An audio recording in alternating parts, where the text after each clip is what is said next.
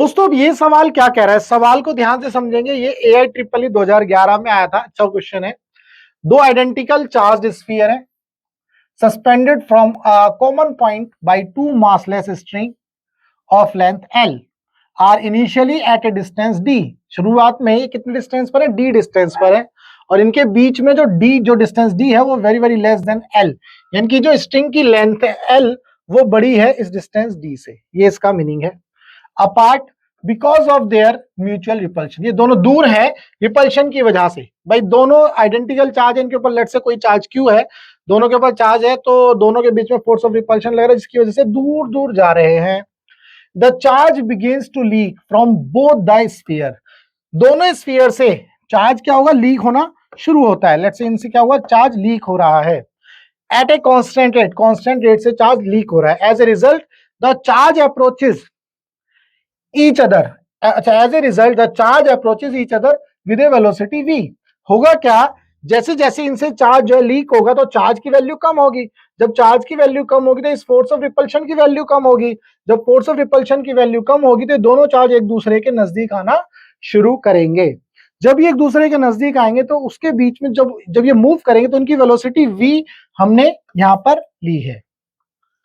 ठीक है जी। Then as a function of distance x between them, यहां पर हमें जो है वेलोसिटी और डिस्टेंस का रिलेशन निकालना है। देन एज ए फंक्शन, तो ठीक है, द डिस्टेंस x मतलब v और x के बीच में जो रिलेशन है वो क्या होगा, ये हमें समझना है। ठीक है जी।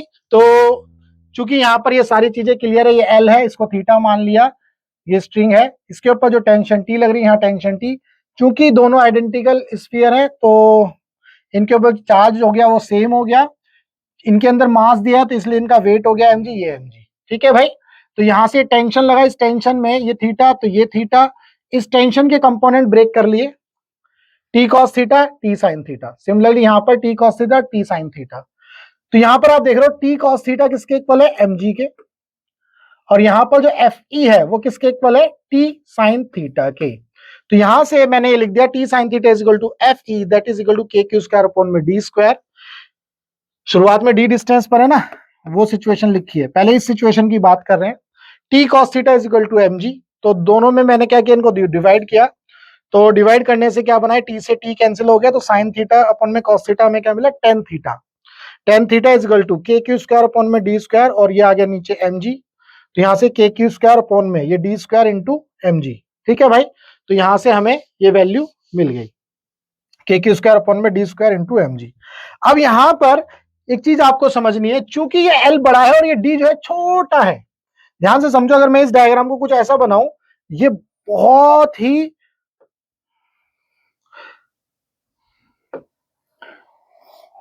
कुछ इस तरह से समझ लो,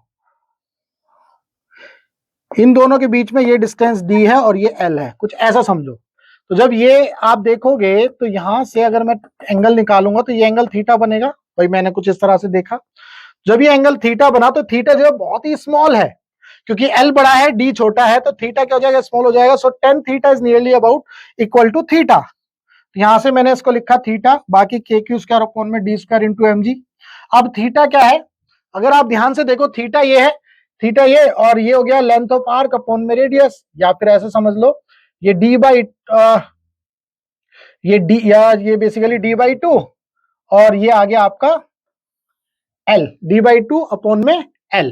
ठीक है, इस तरह से हमने निकाले। इसको एक तरह से और भी कर सकते हैं, क्योंकि थीटा स्मॉल है तो मुझे लग रहा है यहाँ पर इसको समझाना थोड़ा सा अलग से, हम दूसरे तरीके से भी समझा सकते थे। वो देखो मैं इस तरह समझा देता हूँ। जब tan theta is nearly about to theta is nearly about to sine theta, ऐसे भी लिख सकता हूं मैं। ठीक है, तो अगर मैं साइन थीटा क्यों ले रहा हूं, यहां पर ये समझना जरूरी है। मैं साइन थीटा इसलिए ले रहा हूं क्योंकि ये थीटा है, थीटा के सामने ये परपेंडिकुलर और ये हाइपोटेनियस, ये बेस, क्योंकि बेस हमें गिवन नहीं है तो हमें तो हाइपोटेनियस और परपेंडिकुलर गिवन है, तो इसीलिए साइन थीटा वाला अगर मैं ट्रिग्नोमेट्रिक रेशियो लेता हूं तो वहां से मैं इस सवाल को कर सकता हूं। क्योंकि थीटा स्मॉल है तो tan theta is nearly about to theta और theta is nearly about to sine theta, तो चाहे इसको देख लो चाहे इसको देख लो, एक ही बात है।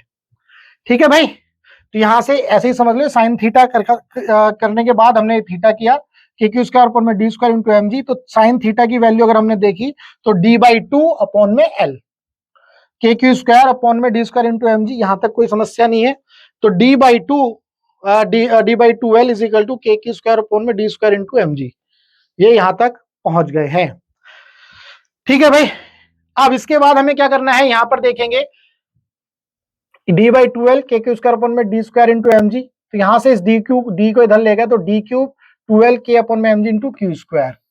यहां पर आप एक देख रहे हो डी क्यूब जो है डायरेक्टली प्रोपोर्शनल है क्यू स्क्वायर के। इसको क्यों लिया, यहां पर देखो two constant, l constant, k constant, m constant, g constant, l constant, m constant, g constant, और क्या था टू कांस्टेंट। ठीक है भाई, के कांस्टेंट है ही, तो ये सारी वैल्यू कांस्टेंट हो गई। तो जो डी क्यूब है वो डायरेक्ट रिलेशन रख रहा है क्यू स्क्वायर के। उम्मीद करता हूं यहां तक आपको कोई समस्या नहीं है।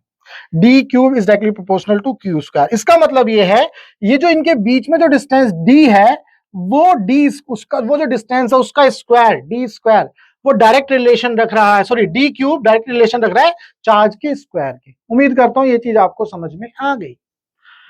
अब हम क्या करेंगे, क्या हम ये कर सकते हैं कि भाई चूंकि जब इससे चार्ज लीक होगा तो धीरे धीरे ये नजदीक जाएंगे। जब ये नजदीक जाएंगे तो आप इस डायग्राम को अब देखो, पहले ये चार्ज जो है इस सिचुएशन में थे, यहां पे इस पोजीशन पर थे। ठीक है, अब ये चार्ज जो है कहां गए, यहां आ गए। इसका मतलब ये चार्ज मूव कर रहे हैं, मूव कर रहे हैं क्योंकि इनके बीच में जो फोर्स ऑफ रिपल्शन है वो डिक्रीज हो रहा है। जब वो डिक्रीज हो रहा है तो इस तरह से मूव कर रहे हैं। जब ये मूव कर रहे हैं तो इनके बीच में जो वेलोसिटी आई वो ये आ गई, v वेलोसिटी से मूव कर रहे हैं। तो किसी टाइम t पर इनके बीच में जो डिस्टेंस है लेट्स से वो x है, किसी टाइम t पर इनके बीच में जो डिस्टेंस है वो x है।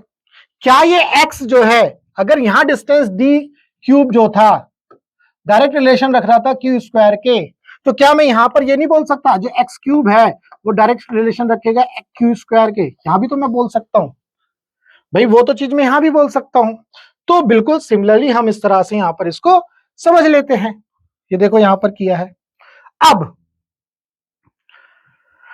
जो है मैंने क्या किया, इसको यहां से देखो, इसको ऐसे रिवर्स कर दिया। इसको क्यों किया है ये जानना बहुत जरूरी है। बहुत सारी जगह पर आप देखोगे ये बताया ही नहीं जाएगा कि सर मैंने इसको ऐसा क्यों किया, क्योंकि बच्चे को थोड़ी ना माइंड में आ रहा है। बच्चा तो ऐसे ही करेगा इस सवाल को, वो कहेगा यार एक्स क्यूब जो है डायरेक्ट रिलेशन रख रहा है क्यू स्क्वायर के, तो मैं तो इसको जो यहीं से आगे बढ़ूंगा, समझ गए, तो यहीं से आगे बढ़ूंगा तो वो कुछ इस तरह से करने की कोशिश करेगा। क्यों, x cube is direct relation रख रहा है क्यू स्क्वायर के, तो यहां से x is directly proportional to q की पावर 2/3, ये हो गया। x इज इक्वल टू, इसको प्रोपोर्शनलिटी का साइन लगाया, कांस्टेंट लिखा, q की पावर 2/3। फिर वो बच्चा सोचेगा यार वेलोसिटी और डिस्प्लेसमेंट का रिलेशन निकालना था, मैं v और x का रिलेशन निकालना था, तो यहां से हम dx बाई dt कर देंगे, ये c इसका डिफरेंशिएशन करेंगे तो 2/3 q की पावर 2/3 -1, तो यहां से ये dq बाई dt इस तरह से आ गया। उसके बाद फिर दिमाग में आएगा, अच्छा ये तो dx बाई dt आपका वेलोसिटी बन जाएगा, फिर c यहाँ 2/3, यहाँ ये q की पावर -1/2 dq बाई t।